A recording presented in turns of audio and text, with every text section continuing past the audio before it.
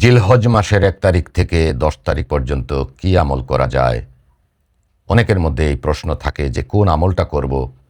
চলুন জেনে নেই জিলহজ মাসের ১ তারিখ থেকে ১০ তারিখ পর্যন্ত আমরা কি আমল করতে পারি এবং আল্লাহ রাব্বুল আলামিনের দরবারে কোন আমলগুলো বেশি গ্রহণযোগ্য হবে। অনেকে অনেক ধরনের আমলের কথা বলে থাকেন, তবে আমি আজকের এই ভিডিওতে অবশ্যই সহিহ হাদিসের আলোকে আমলের কথা বলবো। রাসূলুল্লাহ সাল্লাল্লাহু আলাইহি ওয়াসাল্লাম ইরশাদ করেন, যে ব্যক্তি জিলহজ মাসের ১ তারিখ থেকে ১০ তারিখ পর্যন্ত নেক আমল করবে, আল্লাহ সুবহানাহু ওয়া তাআলা তার নেক আমলগুলো কবুল করবেন। এটাই হচ্ছে হাদিস। তো আমরা কি নেক আমল করব? নেক আমলের মধ্যে আমরা শর্টকাটভাবে জানার চেষ্টা করব যে আমরা কোন কোন আমল করতে পারি। প্রথমত আমাদের ৫ ওয়াক্ত নামাজ দায়েম এবং কায়েমভাবে আদায় রাখতে হবে। অবশ্যই নামাজ ফাঁকি দেওয়া যাবে না, কাজা করা যাবে না। ওয়াক্তের সময় ওয়াক্তের নামাজ আদায় করা একান্ত জরুরি। দ্বিতীয় আমরা যেটি করব সেটি হচ্ছে আমরা প্রতিদিন কমপক্ষে ২০০ বার ইস্তেগফার করব।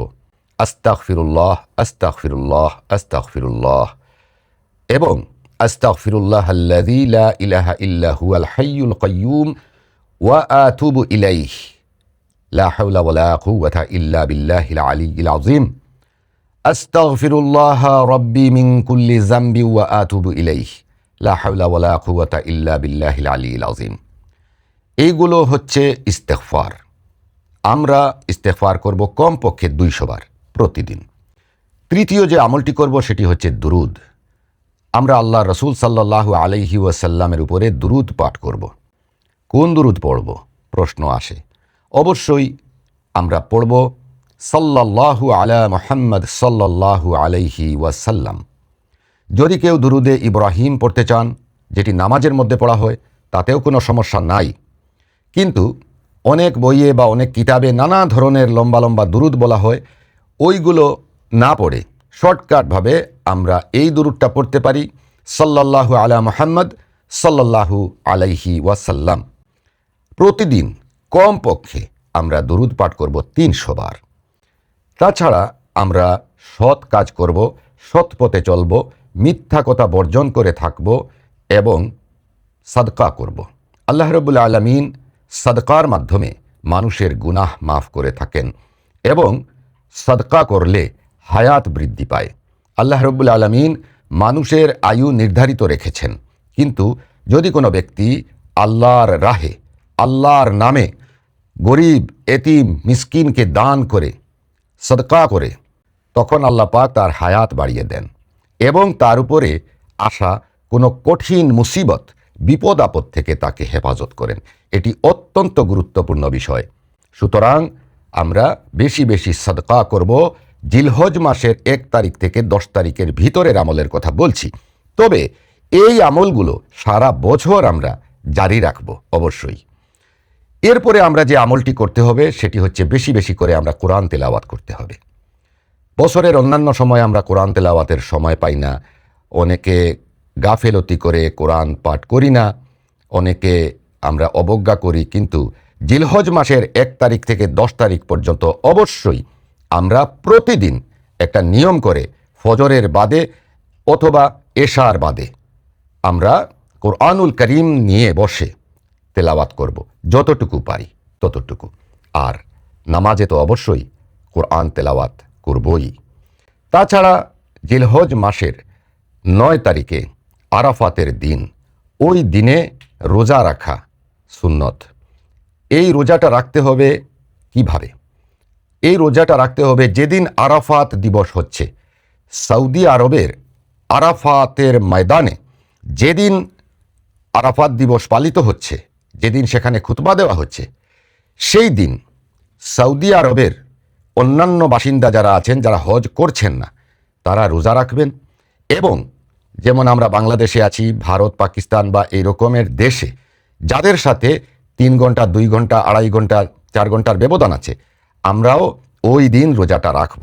কিন্তু ওই দিন আমাদের দেশে হয়তোবা ৮ জিলহজ হবে, কিন্তু সৌদি আরবে হয়ে গেছে ৯ জিলহজ।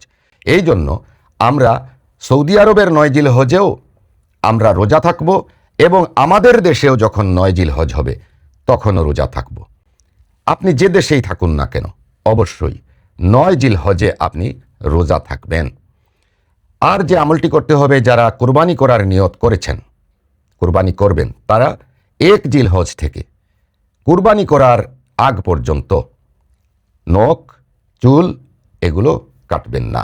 কুরবানি সম্পন্ন করার পরে নখ, চুল, দাড়ি, গোঁফ কাটার কোনো কাজ থাকলে সেইগুলো তখন কাটবেন, এর আগে কাটবেন না। এই হচ্ছে মোটামুটি আমল। এমন কোনো বিশাল কোনো আমল নেই যে ওই আমল আমার করতেই হবে আর ওই আমলগুলো শিখতে শিখতেই আমাদের লাইফ চলে যায়। সুতরাং এই হইল শর্টকাট, আল্লাহর কাছে পছন্দনীয় সুন্দর আমল। আর 10 জিলহজে হবে কোরবানির ঈদের দিন। সেই দিনে তো অবশ্যই ঈদের নামাজ পড়ব এবং নামাজ শেষে আমরা কোরবানি করব। মনে রাখতে হবে, ঈদের নামাজ আদায় করার আগ পর্যন্ত ফজরের পর থেকে আমরা যেন কিছু না খেয়ে থাকি। রোজার ঈদের নিয়ম হচ্ছে মিষ্টান্ন কোনো বস্তু খেয়ে ঈদগাহে যাব, কিন্তু কুরবানির ঈদের নিয়ম হচ্ছে আপনি না খেয়ে যাবেন, এসে কুরবানি করবেন, তারপরে নাস্তা পানি বা সেমাই, নুডলস যাই খান, পিঠা সন্দেশ খেতে পারেন। তারপরে কুরবানির গোশত অবশ্যই বন্টন করা হবে, রান্না হবে, আর আমরা আল্লাহর নামে সেই গোশত দিয়ে ভাত খাবো। আল্লাহর রসুল সাল্লাল্লাহু আলাইহি ওয়াসাল্লাম আরেকটি হাদিসে বলেছেন যে 10ই জিলহজ যেদিন ঈদ হয়, যেদিন কুরবানি করা হয়, সেই দিনের অন্যান্য আমলের চাইতে আল্লাহর কাছে পছন্দ হয় সবচাইতে বেশি যারা কুরবানি করে সেই কুরবানির পশুর রক্ত। এই রক্ত মাটিতে পড়ার আগে আল্লাহর কাছে সেটা কবুল হয়ে যায়। সুতরাং যারা কুরবানি করবেন অবশ্যই দিলের নিয়ত মজবুত রাখবেন, আল্লাহর রাহে কুরবানি হবে এবং আপনার পশুর রক্ত মাটিতে পড়ার আগেই আল্লাহর কাছে সেটা পছন্দনীয় এবং কবুল হয়ে যায়। সুতরাং আমরা যেন নিয়ত সাফ রেখে কুরবানি করি একমাত্র আল্লাহর সন্তুষ্টি অর্জনের উদ্দেশ্যে। লোক দেখানোর জন্য বড় বড় ষাঁড় এনে 3টা 4টা 5টা কুরবানি করলাম আর মানুষকে দেখালাম, আর ষাঁড়ের ছবি ফেসবুকে দিলাম, দিয়ে বললাম যে এইবার কুরবানি দিব, সবাই দোয়া করবেন, দাওয়াত রইল। এই সমস্ত করলে আপনার নিয়ত পরিষ্কার হবে না, আপনার কুরবানি হবে না।